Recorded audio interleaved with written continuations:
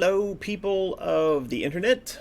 That would be Twitch and YouTube, where I will upload this later after we're live. I am American McGee, and I'm coming to you from the underground lair here in Shanghai. Once again, not joined by my co-host Martin, but I do have a plush rabbit in his stead. Today we are going to catch up on some of the things we've been talking about here on Twitch over the last couple days. Namely, we're going to take a look at the response that was generated by my showing off the presentations we've built around Alice Asylum. In the last couple days, I put up and we talked about these two presentations. One of them is a sort of executive summary. We did that on one live stream that's up on my YouTube channel now, and then we spent an entire other live stream covering this larger presentation, and both of these live streams have since generated a lot of feedback and comments which have been rolled back up and put back into these presentations. Now the audience for whom we were building these presentations actually has these things in hand now, so this process of back and forth with the fans generated comments which went into the presentations, and the presentations are now in front of their intended audience. So yay for us, and thank you very much for everybody who participated. I wanted to go through today some of the comments that were generated over on YouTube in response to these uploads, so we'll take a look at those things. I also want to talk a little bit about something that we posted up over on Patreon this morning or yesterday. That is the idea of generating a couple of new plush toys based on things from Alice in Wonderland. One of them is this Vorpal Blade plush, and I think we are also taking a look at a Humpty Dumpty plush. So we'll have a look at that. There is also a collection of new artwork that we can look at, and yeah, so plenty of stuff to look at today. But first, let's see who all is in the chat with me. Yeah, down here by my lonesome, but my insane children have all started to stream in here. So we've got Lucky Dragon is there. Hello, Lucky Dragon, and Arter_0. Hello, good to see you again. We've also got Lady Croft. Hey, hello from Vegas, says Lady Croft. I don't know if we've seen you in here before, but I know the name, so welcome. Glad to see you here on Twitch. I am Saturn Zero, says yay, or is that yeah? I'm not sure which one that is. We've even got Koodle Scam from Poland saying hello. So yeah, living well, living hell. Yeah, we're keeping Martin's seat warm with one of the sort of plush samples that got done early on when we were doing the White Rabbit plush dolls. And I don't, some of you followed along during that process. You saw that we got back a lot of deformed and malformed and just really weird examples or samples from these factories. That was one of them. He's completely wrong sized, wrong colored, wrong in all the ways. But we decided that wrong things are good content, because when you do crowd design, it's not fun to only show the success. In fact, the most fun thing we can do during crowd design is show off the missteps and the mistakes and the failures, and that's what makes the whole process much more interesting. So somebody's already talking about the card guard on the left looking hardy. Well, before we jump into those card guards, Lady Croft says, have you lost weight? Don't think so. I'm always about the same weight, but people do ask me that from time to time. I think it happens when people saw me before when I had facial hair, and then if the facial hair is gone, I look a lot younger. I don't know, but my weight is always the same, almost exactly the same. I even have a little tracker and a Bluetooth enabled scale in the bathroom, and like all that data is in there, and it doesn't show me changing at all. So, but you know what they say, you can never be too tall, too skinny, or too rich. Is that the phrase? I'm imagining that's no longer politically correct or acceptable. So to whoever out there was just offended by that, please don't cancel me. I apologize profusely. All right, let's get to some of the comments that popped up over on YouTube in response to the two presentations that we did, because I thought there were some comments in here that were kind of interesting. So we'll just go through these really quick. Uh, we did have Insomniac Zombie here said that they are a third-year VFX student studying in Thailand, and they are obsessed with the Alice version that we've done. And this person would like to know if there's an internship program for students to work on the Alice project, apparently even just for shits and giggles. Well, the reason this question is being asked, many of you know, is because we're talking about establishing the core studio for a new Alice game in Thailand. And this question comes along quite often, actually, people wanting to be interns or be given jobs that are related to whatever it is we're developing, even though they may not have the relevant experience. And the main thing that I can say here is I don't really believe in interns because it suggests somebody who's contributing to a project and probably not getting paid or not getting paid very much. I much prefer that people come with skills which we then trade for cash, and that they're making a contribution and they're happy with the compensation they're getting for that contribution. So I've never hired interns at Spicy Horse in 10 years. I don't think we ever had an intern. So yeah, I try to avoid that. That being said, there is a way in. If you're a student, build a portfolio and then send the portfolio to us. Portfolios work. The more impressive and interesting your portfolio is, the higher chance you have of being noticed. And if you've got a really strong portfolio, you just get a job. You don't have to be an intern. So that is something to keep in mind. Someone here says, I know they probably don't read the comments here. Haha! Fooled you, didn't I? We are reading your comment, Lily Thestral. But Lily wants to say that she is, I'm assuming it's a she, is relieved at the approach taken to the corsetry. I didn't know that was a word. Is corsetry a word? I believe Lily's comment is in reference to when we were showing off the body shape for young Alice in the game, and I had attached alongside that imagery showing how corsets smushed people's guts down into their kind of, I don't know, whatever is below your rib cage. Now, a lot of people reacted negatively to that because it's a false imagery of what happens when people wore corsets. And so a lot of people popped up out of the woodwork and said, hey, I am a garment historian or a clothing buff, and that's not how corsets work. So this was somebody just happy that we were not misrepresenting how corsets worked in the past. Let's see, what else have we got here? The Nemea is saying there were plans for a Wizard of Oz. Yes, I've tried twice to make a Wizard of Oz game. First was with a company called Ronin in the Bay Area, San Francisco. It was the first project I worked on with Ken Wong, and Atari was the publisher at the time, and Atari ran into financial problems and they canceled it. We did have a game up and running on the original Xbox, I think. There's, I think, footage, like gameplay footage from that available if you go search around on YouTube a little bit. And then I tried again after that with something called Oz Zombie, which confused a lot of people because they thought we were trying to jump onto the sort of brain-eating zombie bandwagon, and that failed as a Kickstarter. We sort of kung fu jujitsu'd that into a Kickstarter for Alice Asylum, but it was the second attempt and the second failure that I'd had at trying to get a Wizard of Oz project off the ground. So I don't know. If you were me, would you keep trying at the Wizard of Oz thing? I'm not sure.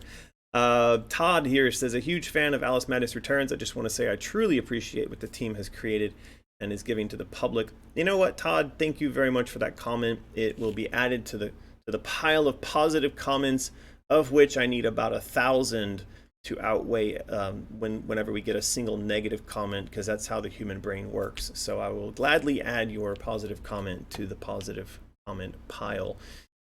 A couple of people saying can't wait for this game. Now, Mark had an interesting comment that I saw previously. He says, I feel kind of bad for American. He's genuinely asking for constructive criticism and helpful feedback about the work and presentation. And most people are like, where's Martin? What's your dog's favorite color? Does Alice pour her milk before her cereal? If it matters, American, your slides and the presentation are extremely well done. The delivery was comprehensive and concise, and the years of experience are very evident here, and the graphics help to sell what you're pitching. Anyway, I think that's really sweet of you, Mark, to come along and say that again. It's nice, especially when people on the internet take the time to make positive comments and constructive comments. Yeah, it's true. I mean, when I put these materials up for review, a lot of times we do get kind of stuck in the minutia, and we get stuck into silly things. But it doesn't bother me because we're just having fun. If there are people who want to engage, we engage with them on an equal basis. You know, their contribution, and we react in kind.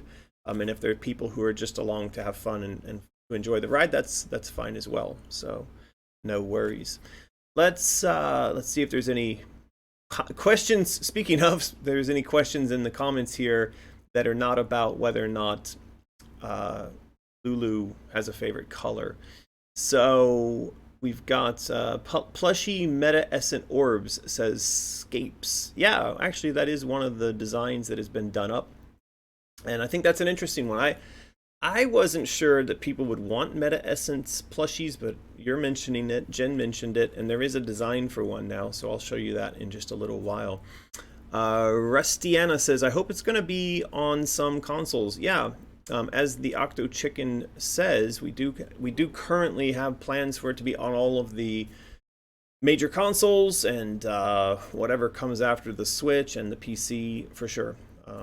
You know, as broad a targeting as possible is the answer. So what else do we got? I remember contributing to the Zombie Kickstarter, wherever that was ages ago. Yeah, octavechicken, that was a long time ago, maybe 2013 or 2012, I can't remember, but that particular Kickstarter failed. We then kind of segued that into the Kickstarter for Otherlands, which was successful. And so Hi American, says Andrea CV. I've been binge watching your streams on YouTube all day. That's good. Andrea says, what's today's topics? Well, I did cover that at the start. We're going to look at some art. We're going to go over some YouTube comments about the Alice presentations, and we're going to talk about some plush toys, among other things. So any other questions here? No. All right. Go back to these comments over here on YouTube. Isa Valen says, the only thing I would like to wish is to still alive until this game release. Now, if you read comments on YouTube, they come from all over the world, and a skill you have to develop is the ability to interpret some people's variations on English. This person says, a new reality that's really hard to accept. I believe what's being said is that this person would still like to be alive when the game is finally released, and that's a reality that's hard to accept. And I understand that that's a bit of a funny around just how long it's taking for us to get this project off the ground. Of course, all of you who've been around for a while know that, you know, the 2 years we've been working on this is not that long in the grand scheme of things. Compared to Alice Madness Returns, it took nearly 2 years to get that project, the deal done and the financing done and stuff like that. So somebody's just realized that my name is spelled with an MC, not an MA. That's great. And again, people wishing that they would like the new game before they are dead and gone. Apparently this person is 70 years old, but I don't believe that, because they then go on to describe themselves as being decrepit, feeble, old, bald head, drooling farts. So something tells me this is not an actual 70-year-old person. But yeah, they claim to be a $10 patron, and then they're somehow confused by the fact that they're also being asked to join or subscribe to YouTube. Maybe they are 70. I don't know. I don't want to be ageist. I don't want to be ageist, but they could be. You never know. There's a couple of questions about platforms. So somebody's asking, you know, can you please get Alice Madness Returns out to the new consoles, or can you do remakes of the first one? This is a question that I'm continually researching on a daily basis, and I have mentioned a couple times with regards to Alice Madness Returns and the original Alice. We are searching for the assets, the source code, the things necessary to try to rebuild those projects so they could be re-released without DRM on platforms like Steam. This is not EA's fault. but I will say that they are being helpful and constructive in trying to help us get somewhere on this topic. So it is something I know that everyone's very interested in. I'm interested in, and if we currently have enough of the stuff to do like a logic and asset remastering, but that of course requires a bigger team and a lot more money. So the goal right now is to find the original source code, and I think we will be successful there eventually, but it is taking some time to track down all the old team members who might have kept copies of that kind of stuff. You'd think that like I would have archives of it. I did, but the hard drive I had the archives on it's just not showing up on there. So I don't know if it's a hard drive problem or if the data just never copied over or what happened, but that's a bit of an issue. It's a crazy thing, actually. In the games industry, in general, one of the things that's always at risk is that the source code and the assets that go into oldie, amazing games somehow gets lost in the sands of time, and then you're not able to continue to rebuild and update those games to run on newer platforms. This is an interesting problem that exists, specifically with games. Like old films, you can still get old projectors up and running and you can do digital transfers of them, but old source code requires a lot more than just a digital transfer to make those things work on newer systems. And of course, a lot of people discovered in recent years that CDs don't last forever, and that the data kept on USB sticks doesn't last forever, and even the data kept in memory on servers doesn't last forever unless there's a process of refreshing and rewriting it from time to time. So data gets lost. Big problem. Somebody is concerned about my attempts at creating a cult and is telling me that I don't have the power to tempt anything and insisting that I stop. Interesting one. It's YouTube comments for you. Miss Usagi wants to know if there will be microtransactions. Now, this kind of comment, oftentimes I find odd, but they're very common. This is a comment where someone's asking a question that is specifically answered by the video on which they're commenting. And it makes me think that for people like this, the whole purpose of the platform, like YouTube, is seemingly lost, because they will go to a post and they will ignore the post, and then they'll ask a question that's answered in the post. This happens for me on tweets that I send out. It happens on Instagram posts. It happens on YouTube posts. It happens on Facebook posts. My favorites are the ones on the Asylum Facebook page, where we will put up a big post explaining progress on the project and all the creative stuff that's going on, and then down in the comments someone will be screaming at us that there's no updates about the project and there's no apparent progress. And you have to try to point out to them that the thing that they are commenting on is the thing that they say is lacking, and then they just get angry and call your names. So that's the internet. It's great.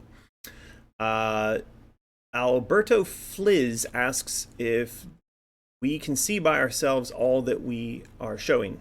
I'm not reading that the right way. Anyway, Alberto wants to see the presentations that we have been presenting here on YouTube and Twitch.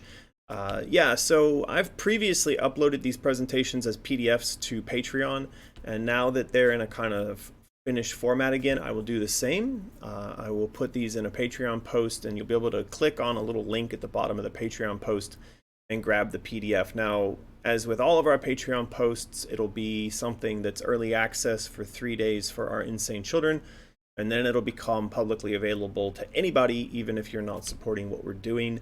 But yeah, keep an eye on Patreon. There will be a post containing links to these PDFs put up there pretty soon.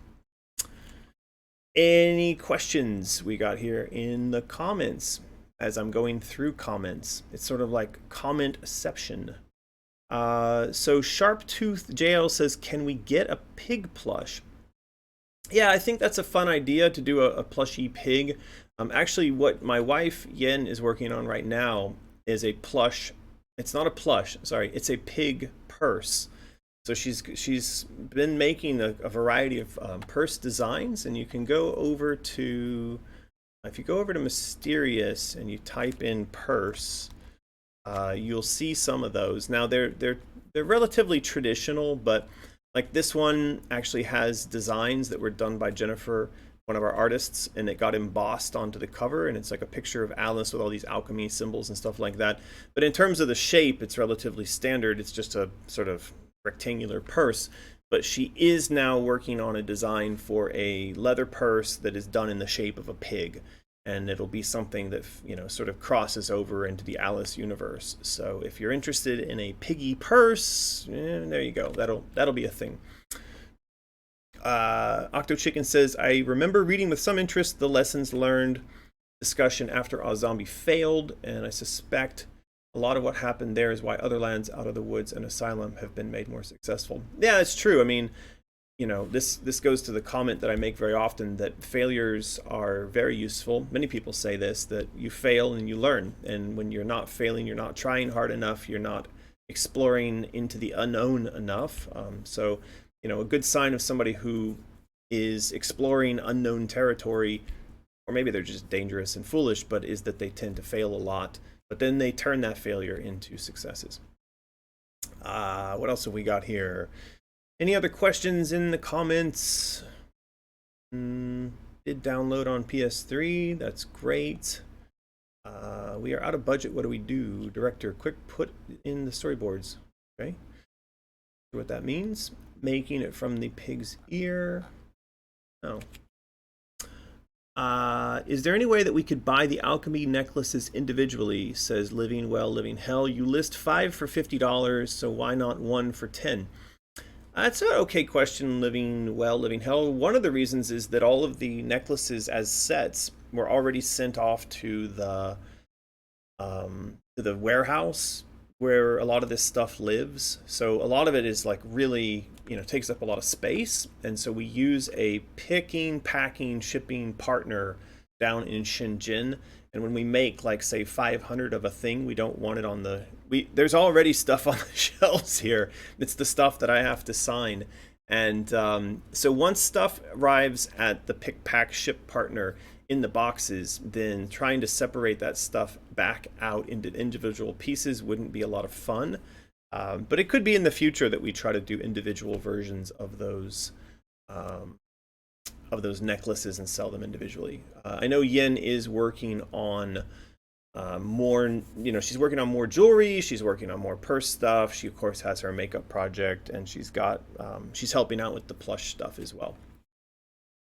Rustina says, I was wondering if you plan to put any of your streams or game dev content on a Chinese platform since the studio is in Shanghai.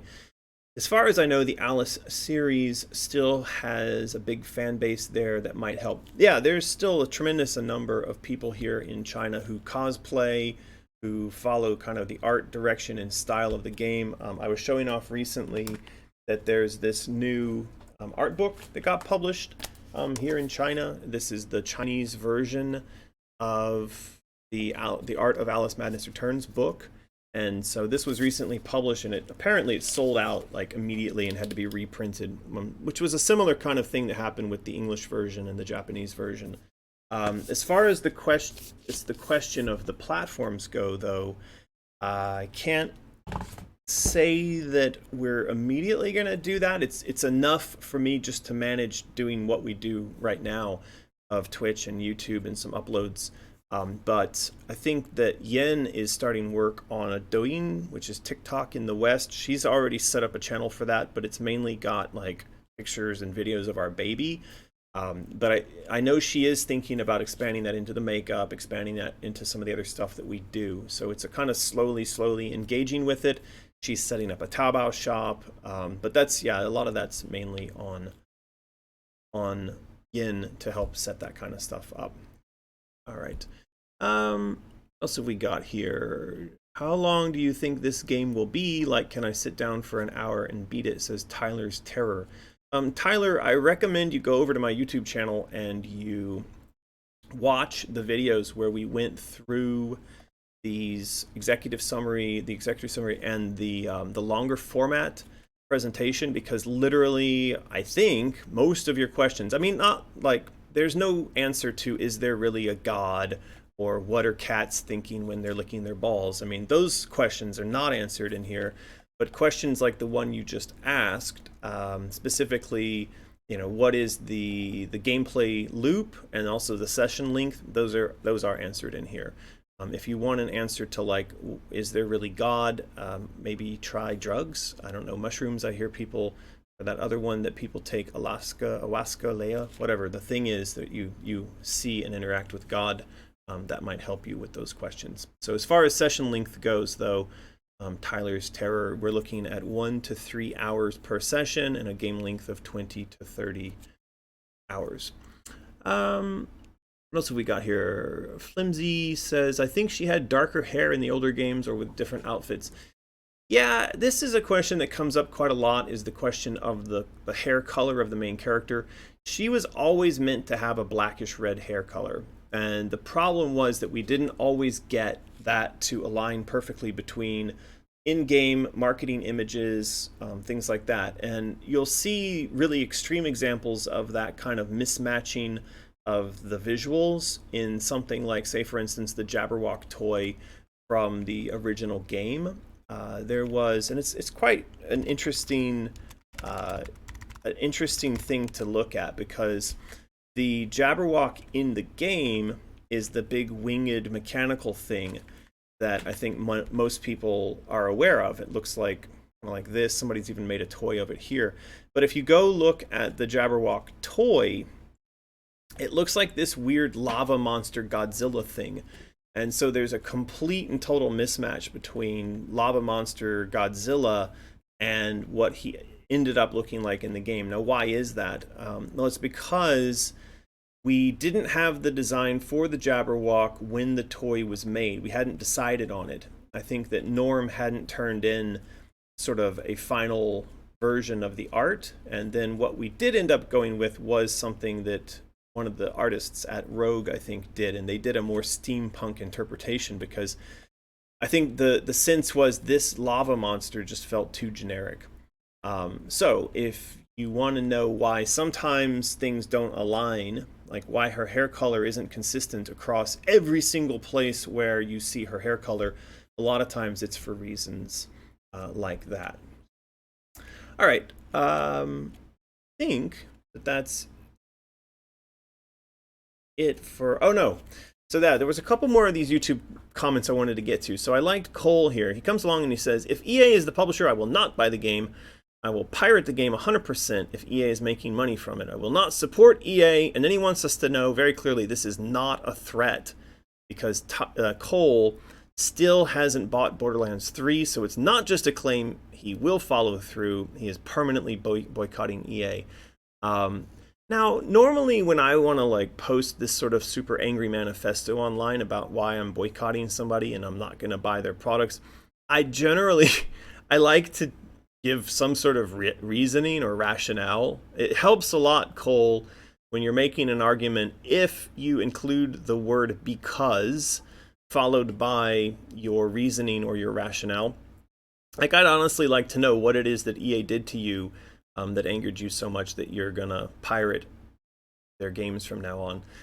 Anyway, yeah, we see that actually quite a lot. People getting quite bent out of shape about EA. I've said it before, I don't think EA is perfect by any means, but I also don't think that they necessarily warrant, the distinction of the most evil or hated company in the United States. There are, without question, like literally more evil companies in the US, and this rage against EA I always find to be a little funny. Blue Hero says, I don't really think Alice Asylum's premise is a good idea if it's going to be the last entry into the story. It retreads too much of the previous games and doesn't have as much room to grow. Now, this comment I take exception with. Why? Well, because I'm working on the story for Alice Asylum, and I can tell you that it is wholly original. Why is that? Well, because the character in Alice Asylum is unaware of the fact that she's living inside of this snow globe reality which exists within the mind of adult Alice. And I mean, I don't know about you, but I'm pretty sure that when I was playing either of the first two Alice games, there was no notion of an encapsulated reality with a 13-year-old version of the main character who's fighting against the forces of chaos, slowly coming to realize that she's stuck in this sort of Groundhog Day inception loop, and that she's got to get out of that and reintegrate with her adult self. I feel like a lot of the stuff we've written in terms of how we're making the various zones of Wonderland distinct from one another and distinct from the first two games, and setting up a lot of the underlying rationale for why certain characters appear as they do in the later games, meaning that you don't see them appearing in that way in this game, but we set it up for why they do later, is the furthest thing away from a retread. But again, this comment is probably indicative of that same sort that I said is very common, where somebody goes to a video and writes a comment which is a question maybe already answered in the video, or it's something that absolutely makes no sense in context of the actual content of the video. Anyway, Beansprout says, as a female artist and aspiring animator, the controversy over thin animated characters is completely stupid. It's stylized, and features and shapes are meant to be exaggerated in art. Nobody has eyes that take up 1/3 of their face. Nobody has a 6-inch waist.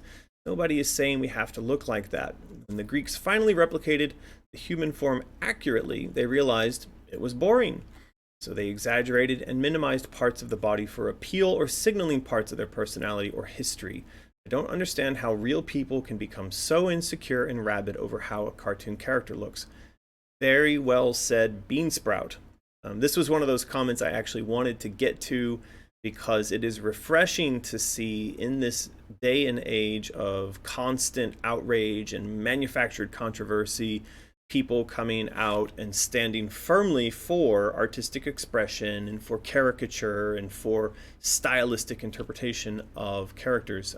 We actually had a lot of comments like this, and I'm surprised, in fact, that there hasn't been like an organized backlash against what we've presented for 13-year-old Alice. I was actually expecting that. I thought we'd have support from the community. I didn't realize the support would be as massive and vocal as it was. And I did think that when I, for instance, posted up the picture of young Alice to Twitter, I expected to get canceled. I really thought that I was going to get mobbed by a bunch of people telling me that it was incorrect for me to be stylizing a female character in such and such a way. But instead, we got a lot of response similar to what you see here from Beansprout. And so, hey, that's refreshing. Maybe the world is not as broken and messed up as we've been led to believe. Truth Decay says, Beansprout is the real hero. Yes, I agree. I'm on Beansprout's side here. What else have we got? Koodle Scam says, American, it would be better for your EU viewers if you posted about live streams the day before on Instagram or Facebook. Sometimes streams are at 4 a.m., so we need to schedule our whole night. Well, Koodle Scam, I'm very sorry about that. I do know that we don't really take the best care of our fans and viewers in the EU, and I have said in the past I'd like to change that. With these Twitch streams, I'm being a bit selfish because I need to get enough of them done to unlock all these achievements that are related to being an affiliate. And one of those is that you have to stream on 7 different days. So I'm doing these as rapidly as I can. That's why Martin is not here, and they're very much off the cuff. Like I got up really early. I was doing some work, and then we took care of the kid, and then I realized I've got an hour. I'm gonna go do a live stream. Close the door, do the stream. So it's very spur of the moment. Apologize to our EU viewers for that. Let's see, what else have we got? Somebody's doing Durgs. Never done Durgs before. Don't do Durgs, kids. But apparently someone who did this Durg said he saw a hallucination of his deceased mom. All right. And then the spirit came and said, what the heck are you doing? That'll make you stop doing dumb stuff. Octavechicken says EA doesn't even publish Borderlands. It's true. I think EA has killed many of our loved studios, says Lim Bizarro. Yeah, this is true and not true. So one of the things you have to look at when you think about EA killing studios is something along the lines of comparing not just the single data point of how many studios has EA killed, but look at the data point in comparison to other acquisitions and other studios that die. What you'll find is that studios die. It's a fairly common thing, and that larger corporations like EA, Activision, tend to survive, and that while they survive, they gobble up smaller brands, and that one of the functions of gobbling up smaller brands is to integrate or otherwise kill that smaller brand's studio name and branding. So I don't, again, I'm not trying to defend EA, but I would say that EA is not any better or worse than any of the other companies that do things like this. So I don't know, it's just life. It's just business. What else have we got here? Yeah, this is octavechicken saying, sure, Google spies on us all the time. Amazon underpays its employees. The banks hose us. The pharmaceuticals rob us blind. But EA made a bad Command and Conquer game and killed Dead Space. So really, truly, who is the worst? Yeah, exactly. I mean, I often think that this whole anti-EA thing is more of this manufactured outrage that actually distracts from some of the worst problems that are going on in the world right now. I mean, we, like Americans, should be incredibly angry at what Google's doing. They should be incredibly angry at what the NSA is doing, be incredibly angry at what, say, the pharmaceutical industries are doing.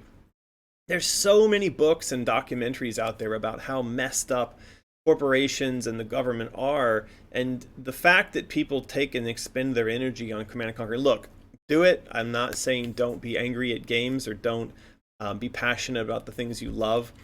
But the degree of vitriol and the degree of like, I'm changing my life to spite this game company is, to me, feels a little over the top, I guess. Anyway, Tyler Terror says, I know this may have been also answered, but since the movie Through the Looking Glass was made, do you think any characters may squeeze their way into the game? I'm sorry, Tyler's, I don't understand that question. I don't know which movie that is that you're referring to. I don't know which characters you're referring to, but as a general rule, when it comes to the characters that you find in my Alice games, they're only derived from the original books, and they're only things that could have been things that Alice, as a young girl living in that era of Victorian England and in London specifically, only things that she would have ever been aware of or seen or read about. So, for instance, if she had no exposure to UFOs, then you would never see UFOs represented in Wonderland. And if there's something that was in an extension of the Alice sort of IP, either in a film or a book or whatever, those things also wouldn't make it into her imagination. All right, what else have we got? Sorry if you've answered this before, but was Alice Otherlands considered to be made a game? No, Andrea CVR, because the Alice Otherlands license was purely for film and literature. It was for the non-interactive, aka linear media rights, which is very separate from the interactive rights. So interactive rights is anything related to a video game or like a game, and then linear media rights is anything that you would consume in a linear fashion. In other words, a film or a book or a comic book, things like that. So for Otherlands, we licensed or we optioned the linear rights because those are owned by an entity separate from EA.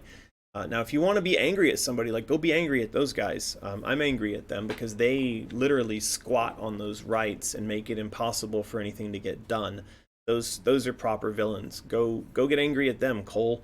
But because the rights on which we did the Otherlands work was for the linear aspect, it would be improper, illegal, or other kinds of like bad for us to make a game based on that stuff. Now we could, if we went and got the interactive rights from EA alongside the linear rights, but that's what we're trying to do right now for Alice Asylum. We're have been working with EA to secure the interactive rights and then go and find the publishing and funding necessary to make the game happen. Now, when the game happens, it won't necessarily be based on Otherlands. You know, if Otherlands ever got made into a game in the future, I don't know, it would probably come after Asylum, if at all.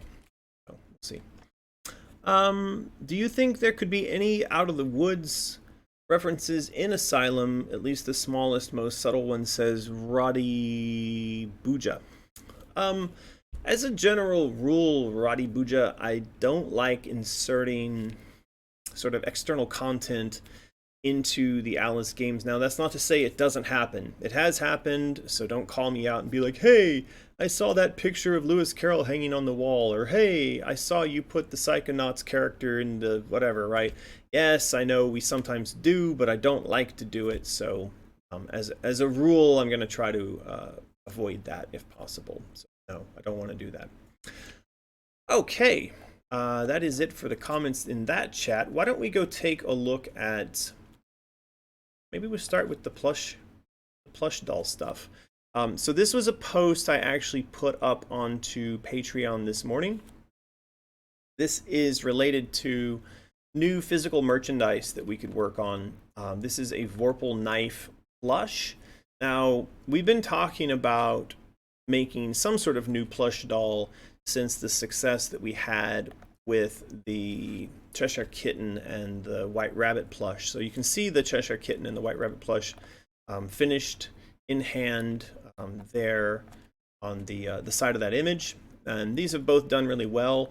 Now the White Rabbit plush has done better than the Cheshire Kitten plush by an order of magnitude, like maybe 2 times better in terms of sales and response. I think that's because you don't have to be an Alice fan to see this advertised on the internet and be like, oh, that's a cute bunny. That's messed up. Maybe I want to own that. Now, you might come to it and realize, oh, this is related to some video game I've never heard of. Or, oh, hey, this is related to that Alice game that I love. Either way, you're not going to be stopped from buying this as a rabbit plush because or not because of the association to the game. The kitten, on the other hand, I don't know. I think it's kind of very special. It's very unique, and a lot of people probably think, you know, that's clearly some character from some IP that I'm not aware of. And even if you are an Alice fan, you may think, I don't really like the kitten version. It's stupid. It can get bent, and so it just hasn't sold as well. So we started working on and thinking about like this plush based on Asylum Alice, you know, straitjacket Alice. But we kind of put that on hold for a couple reasons. One, I was a bit concerned about the fact that it wouldn't have broad appeal. Even among the Alice fans, we found there was a bit of a split. Like a lot of people wanted a traditional dress Alice, not an Asylum Alice, or vice versa. I think also as a clutch, as something like, say, a cosplayer would carry around, the rabbit is useful because it's a prop. The cat is less useful as a prop because traditionally Alice didn't carry the Cheshire Cat around. And a doll of herself as, you know, Asylum Alice is even less useful because Alice doesn't carry around a doll of herself dressed up like an asylum patient. So that brings us back to the Vorpal Blade. I think that the Vorpal Blade, first of all, anybody who likes anything about Alice in Wonderland might be interested in a Vorpal Blade, even if you're just a fan of the original fiction, or maybe you're a fan of the D-Word movies. You saw or you're aware of there being a Vorpal Blade in all of those things. And then, of course, if you're a fan of our games, you know that there is a Vorpal Blade, and quite a nice Vorpal Blade as well. And as a prop, it works no matter where you're kind of using it. Now, it could just be a standard old prop, right? Like maybe you're being O.J. Simpson for Halloween and you need a bloody knife. Well, there you go. Maybe you're playing the Alice from the D-Word movies, and okay, now you need a Vorpal Blade because it removes all agency from you as a hero and it saves the day without you having to do anything, thereby reinforcing the notion that women are weak, useless characters. So yay, Disney. Anyway, you go buy this knife because you're useless. And that's what the D-Word is all about. So there's that. Or you could be a fan of My Alice, which means that you're a strong, independent, face-stabbing person who doesn't let any D-Word tell her what to do or push her around, and then you go and you buy this knife for your Halloween costume or your cosplay. Anyway, a lot of ways that you could use this knife you could just use it as a pillow too. So it's a fluffy, plushy, soft thing. So you could just sleep on a knife. That's fine. No judgment here. So this is what we're working on. I've actually asked the Plush Factory to make this as a sample. So we should get something back from them relatively soon. I've asked them to make it similar in size to this sort of replica Vorpal Blade that you see here. Now this is, I think, like 30 something centimeters in length. And so I told the Plush Factory, make the Plush Blade at least 30, maybe as much as 40 centimeters in length. So it'll be a little bigger than this, I think. And it'll be interesting, really, to see how they handle the embroidery, the materials, things like that. But she says, the factory contact we have says, no problem, that looks like fun. And I sent her some examples of other plush knives, because it turns out that we're not the only ones making plush knives. I guess that more people want to go as O.J. Simpson for Halloween than you would have imagined. So, get bent Disney, says Girl Next Doors. Yeah, get bit. Truth Decay says face stabbing. Yes, face stabbing is important. Any questions here about the Vorpal Blade? Now, if you've followed us for any time on Patreon, you'll know that the process will work as it has in the past, which is that we'll present a design like the one you see here. We'll get a prototype made. There will be comments about the prototype, and then we will go through iterations on the prototypes until we get one that everyone get to a point where there's one everybody likes. This will likely come with a bag, because that's what we did with the Cheshire Kitten. I'm looking around. I don't see a bag anywhere handy, but we'll probably link this up with a couple of other physical bits. So there'll be the blade, plush, and then there'll be a bag that it comes in, and then maybe like a decal or a lick and stick tattoo. Says something like, I'll stab you in the face. I don't know. And then we'll also want to come up with an in-game perk that this thing unlocks, because that's what we've done in the past. The White Rabbit plush, the Cheshire Kitten, they both came with reusable bags. They both came with, like, I think embroidered patches or something like that. And and they also had unlock codes for things in the game. So that's going to be something we'll do with the Vorpal plush. Couple questions here. It's a children's toy. Wow, that's big. It's a children's toy. That did the costume design. I don't understand that question, Lucky Dragon. It's a dangling question. Tyler's Terror says, any plans for other plush weapons? Yeah, it's true. We could do the flamingo, what was that thing called? I forgot now. Anyway, there's other things we could do. The rabbit clock bomb, the pepper grinder. Now, I asked Yin on this pig purse to consider doing the pepper grinder on one side or on the bottom of it as like the embossed pattern. Rowdybuju says, I did have a question. Would the plush blade be able to make it out of China though? Question mark, question mark, question mark. Yeah, that's a good question, Roddy. I actually mentioned that in the post over on Patreon. Some background. We can't send blade-shaped things out of China, and I've tried it with obviously the metal Vorpal Blade. That's a big no-no. I've also tried it with plastic ones, and they rejected those. So they basically came back and said anything that is blade shaped wouldn't be able to be sent out of China. I don't know what the story is going to be on a plush pillow blade.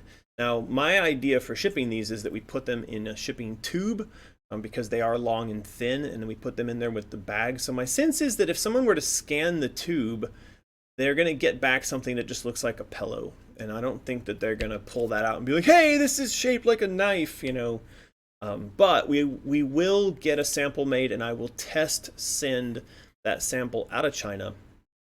And then we'll see how that goes. Don't know. Croquet Mallet says, living well, living hell. That's correct. That's what the flamingo weapon was. So yeah, I could imagine a flamingo croquet mallet plush toy. There's a couple things we could try to make. I think a pepper grinder plush toy would be a lot of fun. My only concern with these is whether or not the general audience, people who just get a random advertisement on Google, whether they would flock to that or not. I know it's not that big of a concern for our hardcore fans, but it's a concern for me as a business because we have to justify making these things financially, not just based on the hardcore fans and the Patreon stuff, but also on longer term, larger market success of them.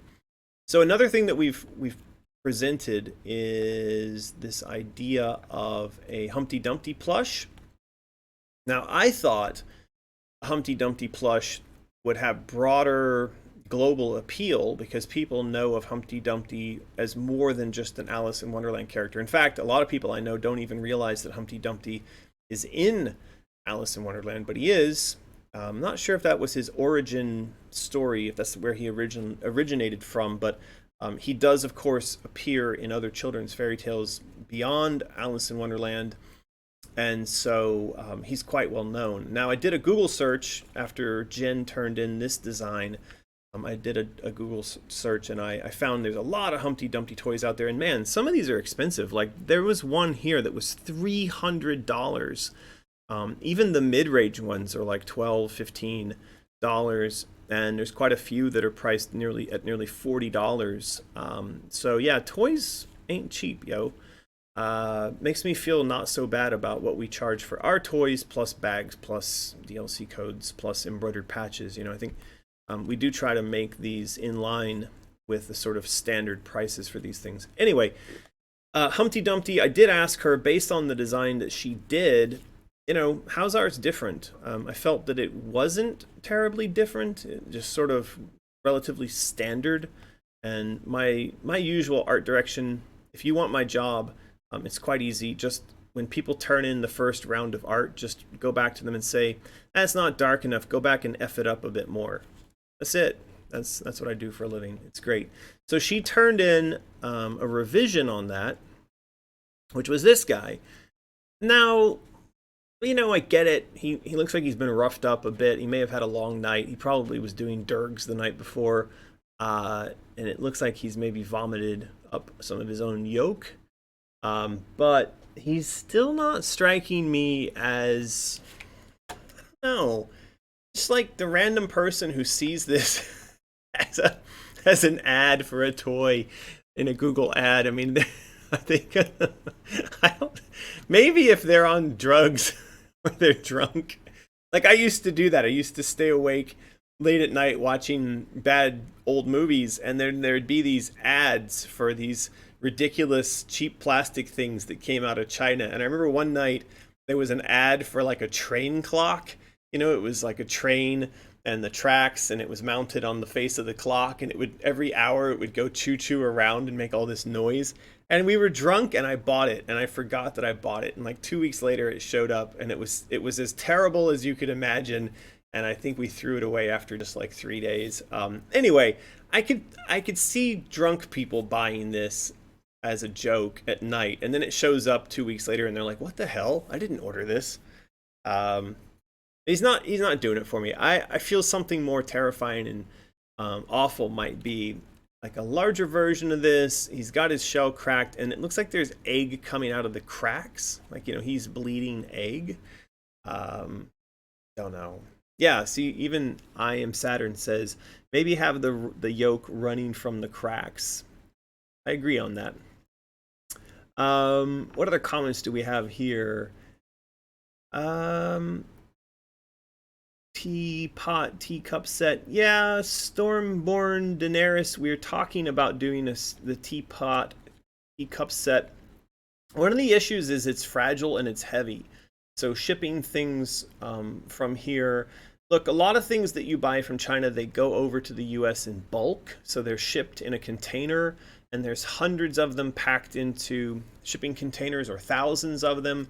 And if a few of them are broken in the process of shipping 5,000 of them over, then no one cares, because on the the cost profit for that entire 5,000 set, you're still making a profit even if a couple of them break.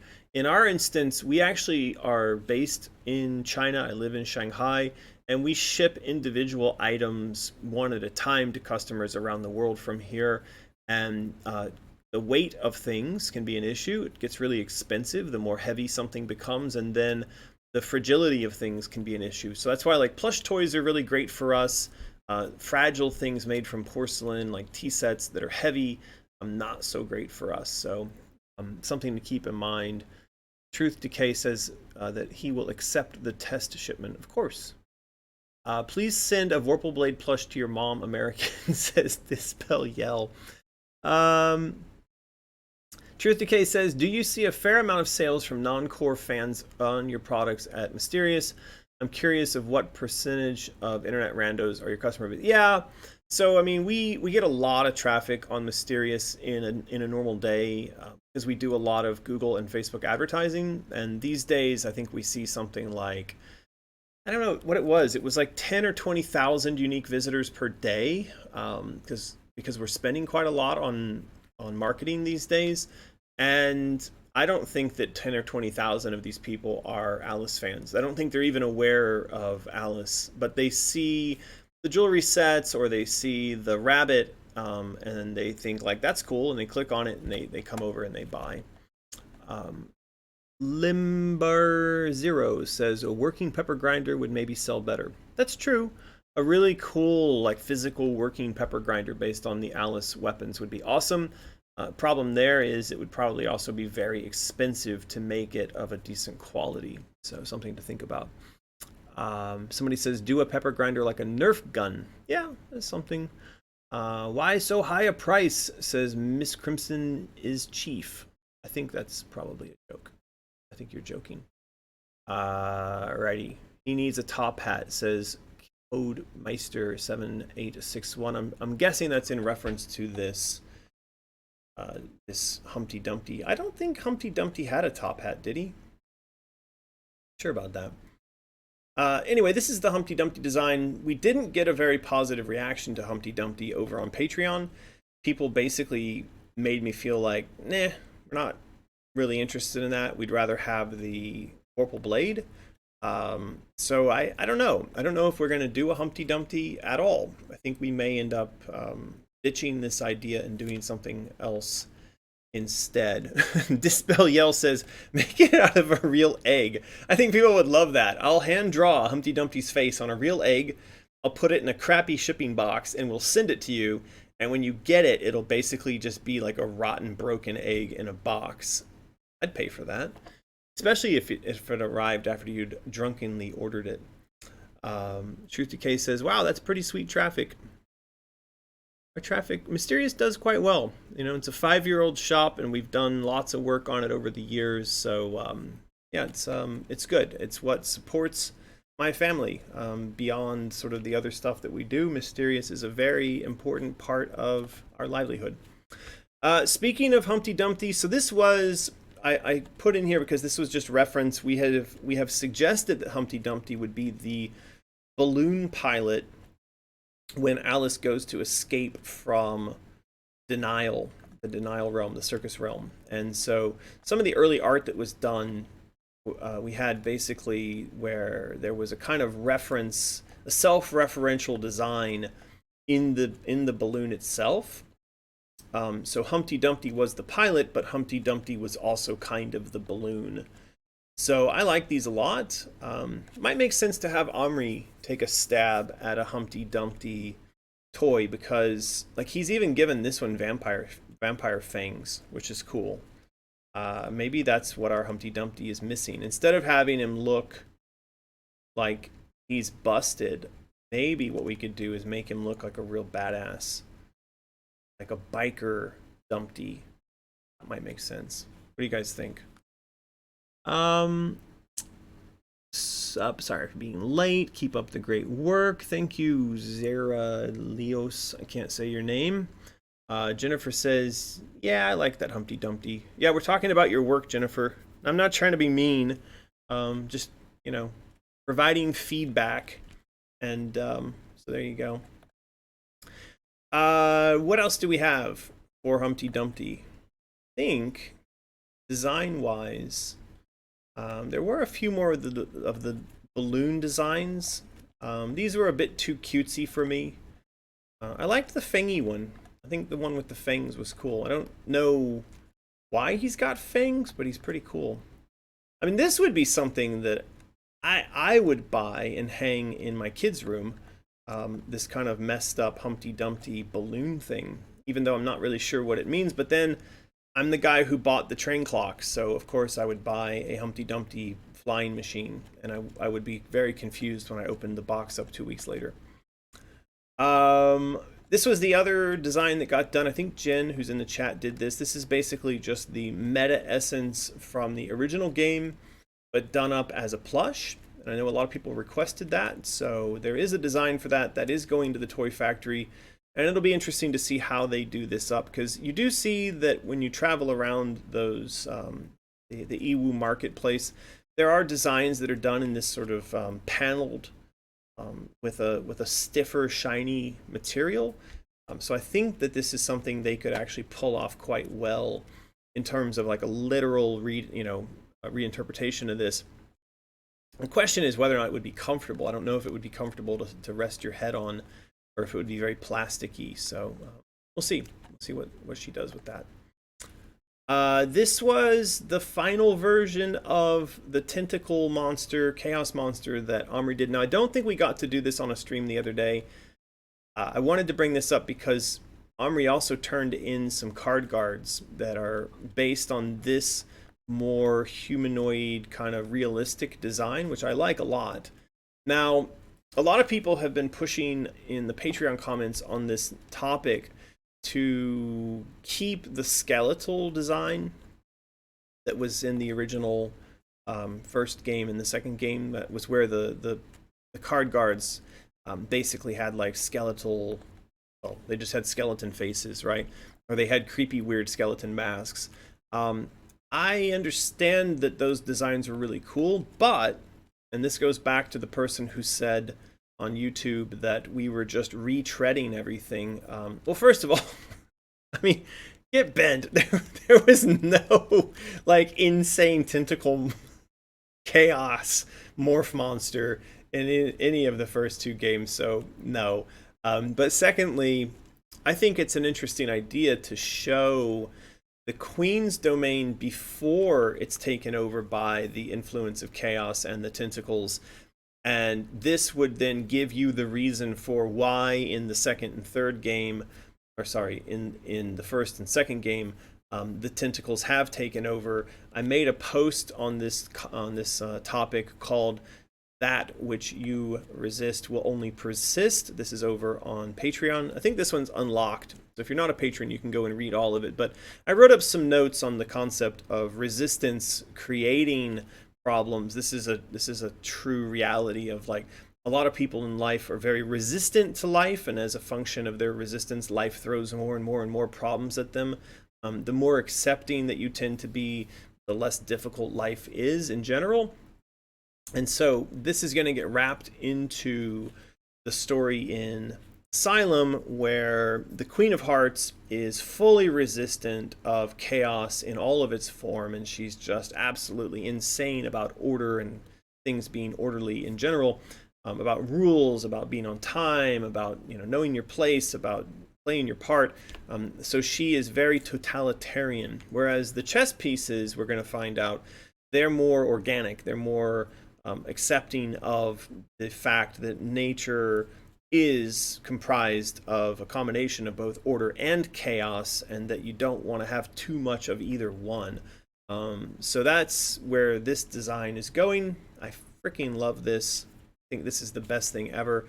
I think that for me, if the game is nothing else but like a procedural tentacle chaos monster simulator, I'll be pretty happy.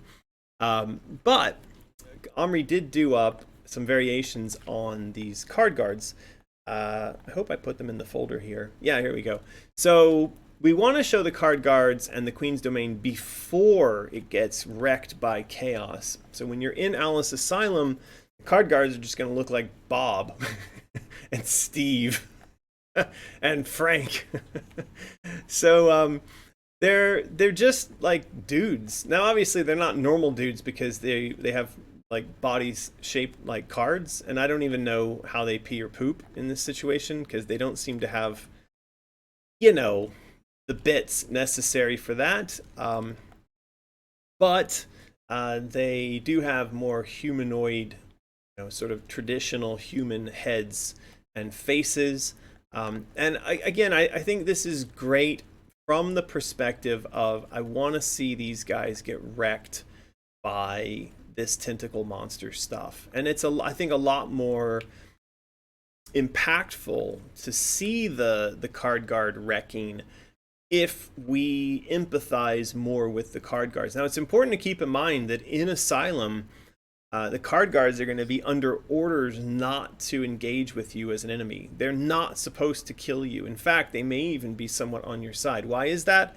Because the Queen of Hearts in Asylum knows that their entire reality exists within the mind of this little girl. So the Queen of Hearts knows that if Alice ends, if she dies for real, you know, like if you die in the Matrix, you die in real life. She knows that if Alice is consumed by the chaos, that their reality, which is contained within her mind, will end. So the Queen of Hearts, and by extension her guards, the card guards, they have a vested interest in seeing Alice survive what's going on in Wonderland at this time. So these guys aren't against us in this game. In fact, they may come running to our assistance from time to time. Now, seeing them trying to come and help us, meanwhile they're being like tentacle raped in the most horrible sort of John Carpenter's The Thing type of way, that's pure gold as far as I'm concerned. I can't wait to see that. All right, what other things do we have here as questions? We have the living flesh-bound cards, at least for this part of the timeline. They were zombies by that point, though. It wouldn't make sense. I don't know. Somebody's arguing story logic here. If you have a real point on this and I need to know something, then write it up in a single comment and share it, and I'll try to read it. Do you guys already have a rough script for the game or something like that says Liovosic? I don't know. Why don't you, you know, if your name was just Bob or Greg or Tom or something, that would be much easier. But anyway, Bob, as far as having a rough script for the game, the answer is yes. We have a lot of stuff mapped out for the game, and we're actually in the process right now of writing the actual script. I've been doing a lot of review of that work with Alex and the rest of the team. So I've shown this off in previous streams. There's a system we use called Monday. Monday encapsulates all the tasks and all the work that needs to get done for us to produce a design Bible, and all of that is being supported by and funded by our patrons over on Patreon. Thank you to our insane children. So we do, in fact, have a pretty good outline of what the entire game is. In fact, if you go over to AmericanMcGee.com and you click on, I don't know, there's a wiki over here somewhere, or it's gone. But there's there it is, Asylum Wiki. If you click on that, this is the old workspace, and you'll find that there is a lot of her journey is covered in here. So of course, be careful. There's a lot of spoilers in there, and if you don't want the game messed up, don't go read that stuff. What else have we got? Bob and Steve and Frank, I'm dying, says Living Well, Living Hell. Yes, well, Bob and Steve and Frank, they don't know what's coming to them. The Spade Guard kind of looks like Nicolas Cage. Yeah, isn't Nicolas Cage like a time traveler? Isn't that the story about him? He's in all kinds of weird places and pictures throughout time. Lucky Dragon says, one cool thing about the Red Queen being the Avatar of Chaos is that the way a queen moves in chess is the same as the chaos symbol. Yeah, exactly. Chess is, you know, if you look at like our attempts to model it on computers, it's inherently chaotic. You know, I want to be careful. Like, I'm not a chess expert. I don't want to come out sounding like I'm scientific or have any sort of sense about the way the rules in chess really work. And but I have the notion that, you know, card games were one of the first games we were ever able to put into logic in computer systems. You know, you could, as a school kid, you could write a simulator for blackjack with the necessary rules to make the averages come out as they should. Chess has, you know, been incredibly difficult for people to simulate in a rules-based system, like on a computer in a programming language. So the idea that chess is symbolic of chaos is, you know, at least to me, the notion of that makes sense, and that cards are a little more rule-based and a little more organized makes sense. But hey, you know, it's literary license, so we don't want to dig too far into that. Deeps to the Peeps says, card guards, no, it's card bros. Tentacle porn, my god, says Living Well, Living Hell. Ah, boy. All right, what else have we got? They're going to be enemies once they are consumed by chaos, though, right? Yes, Lucky Dragon. Once these guys get eaten by the chaos monster, they are no longer our friends. So that actually gives the player, gives Alice a really good reason for wanting to, you know, kill these things before they get too big. Now, there was a progression image that Omri did and shared a few cycles ago where you sort of see the gradual taking over. Here we go. So, you know, early on, you know, you've got sort of your traditional happy card guard, and he's happy. You know, Omri's even written that he's happy. And then he gets a little bit infected, so he's got a little bit of pulses like veins, and it's sort of how slime works. But he's still, you know, he's still rocking it. Not a big deal. But then, and this is, you know, this is what I love about the monsters in like movies like Aliens and The Thing, is when they do orifice violation. Which, why? Because it's horrible. Nobody wants to imagine slithering tentacle things, you know, poking into your ears or down your throat. I mean, it's just awful. But it's awful in a good way if it's not you. So clearly at this point, this guy's not doing well, and you don't want to be anywhere around him because the tentacles have effectively just taken over completely. And then he starts absorbing other card guards who are now unhappy to see what's become of Bob. So yeah, you want to get rid of these things as quickly as you can when you see that they are becoming infected. And it's not just the card guards. I mean, they're used as an example, but it could be literally any creature, friend or foe or neutral in the game. It could be birds, it could be butterflies, it could be anything that gets sucked up in this and taken over and then turned into an enemy. So you have to be very careful with these things. All right, a couple of other questions. So Mode Pain says, are the next game graphics going to be cartoonish or more realistic looking? Someone asked this question the other day. You know, I have to say that the safe answer is, you know, we don't know until we start building it, but I certainly would want it to be more realistic. I prefer for the Alice games to be kind of painterly, so we're not talking about photorealistic, we're certainly not talking about cartoonish, but there's something that's not quite realistic, that's sort of surrealist painting is where I like to have the Alice games live. And if you've played Madness Returns, you know that. There's a kind of glowy magic to the way that the game is rendered and the way that the art is portrayed in the game that's not hyper photoreal, but it's also not cartoon. So it's somewhere in there. But again, you know, I want us to get into development and start playing around with the engine before I take a really strong stance on this, because it could turn out that someone turns in some art, a rendering of a scene in a really incredible style, and we go, right, well, we're going to go off in that direction. Now, on that point, we do have an artist working right now on a 3D model of Alice, and so he's set Lolita Battle Angel, the movie, and the model in that movie as sort of the model quality and density he's trying to achieve, and we should be seeing some results from his efforts in the next few weeks, and I'll come on here and share those.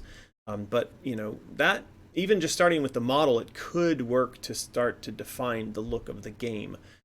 You know, a lot of times these looks are very much a function not of the modeling and the texturing that's done, but of the renderer in the game engine. And since we're using Unreal, you know, you'll find a lot of times these engines in the standard output, all the things look relatively samey.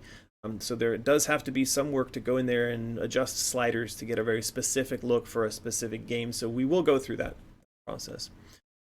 What else have we got here? American McGee sounds good. All right. What will be the collectibles in this game, if any, says Tyler's Terror. You know, Tyler's Terror, I do think you want to go over to the wiki. I'm trying to find that, because I'm pretty sure there's a section. If you go to web review, you know, go to the wiki. Somewhere in here, there's weapons, there's collectibles. There it is. And there is all kinds of brainstorming we did on stuff like this. Now, I don't know how much of it made it into the wiki. Sometimes we talked about stuff, but it didn't make it in. But some of it's there. Some of the weapons stuff is there. So yes, there will be collectibles. As far as exactly what they are, doesn't look like a lot of the brainstorming made it into this page, but you know, we're working through it. You can see there's a lot of the brainstorming for weapons, for example, did make it in here. So if you want to go see some of the brainstorming that's been done, that's the place to go see stuff like that. What the hell is a spring chick?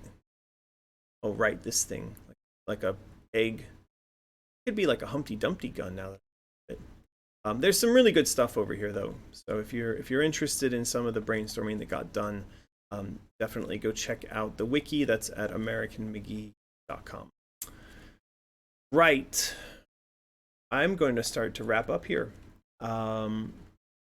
Lucky Dragon says, will you be using Unreal 5? Yeah, that's also covered in the presentation that we did. It's in the executive summary. So if you go back and watch the Twitch streams again, you will find that, and I will be uploading the PDFs of those summaries to Patreon in a post pretty soon here, and then you can go and click and read that stuff. There was a bit more art that came in, like Dario turned in some really cool bits and pieces for the Hatters Industries, like Mega Moon ship, and so these were sort of interior light things and also cranky gear platforms, and he also did some control panels, levers, and things like that. So the team is working on a variety of different things right now, you know, props, levels, characters, weapons, you name it. And again, all of that effort, here he did some, I think he did these in SketchUp. He did some SketchUp of what the levels would look like. But yeah, all of this effort, you know, having a team that's got Dario and Jen and Omri and Alex and everyone else that's working on this, Joey, this is all supported by Patron. So if you want to support the art that's getting done, and that's on design, that's on writing and production and all the business development that's being done, if you want to support that stuff, please head over to Patreon and sign up. And then maybe soon here, if I keep this up, we'll unlock affiliate on Twitch, and I can e-beg on Twitch. I'm gonna have to get some like sexy miniskirt stuff to make that really successful, though. I'm not sure how many of you want to see me in a miniskirt, but prepare your eyes. It's coming as soon as I unlock affiliate. We're gonna just go full on Twitch streamer e-begging. So get ready for that. I think that's about it. So I will walk you through really quick all the things you can do if you want to help out with all the work that's being done here. Just go to AmericanMcGee.com, sign up for the mailing list. I think it's like over 50,000 people strong now, but you know, for EA or anybody to really care about that, it really needs to be more like 500,000 people. So do go sign up for the mailing list. The more people we have on that list that are actual people and not dead grandmas, it is helpful, because it's a good number to be able to say to the corporate bean counters that, hey, we've got a mailing list of 500,000 people. The more the better. And then I'm on all these terrible platforms: Facebook, horrible; Twitter, horrible; Instagram, relatively horrible; Twitch seems great; YouTube, horrible. Anyway, if you want to follow me on any of those horrible platforms, there's buttons for those there. There's Patreon, and then you can go buy skulls at the Mysterious Shop. We sell a surprising number of skulls. I have no idea why, but if you want your own little skull that you can hold in the palm of your hand, when you buy one of those, hey, you help feed my family. So there you go. Any last questions or comments? It looks like no. Someone says, will you be doing a quote-unquote real stream, or isn't the real stream next week? Yeah, we do real streams every other Thursday. So there will be a real stream with me and Martin doing our usual shtick next Thursday. Again, I'm doing these streams because I need to hit all the points on my Twitch achievements. No other reason at all, just that. So you've helped me to achieve yet another point of streaming on certain days to unlock being an affiliate, so I can e-beg on Twitch. There you go. All right, guys and girls and e-beggars. I think that's it for today. Do you have to keep that streaming schedule, says Limbzaro. I don't know what you mean.